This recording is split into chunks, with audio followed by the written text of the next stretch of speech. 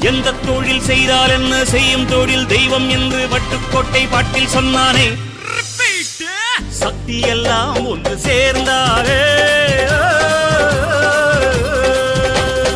சொர்க்கம் வரும் இந்த மண் மேலே. దేవుడా దేవుడా ఏడుమల దేవుడా చూడుడా చూడుడా ఎంగ పక్కం చూడుడా.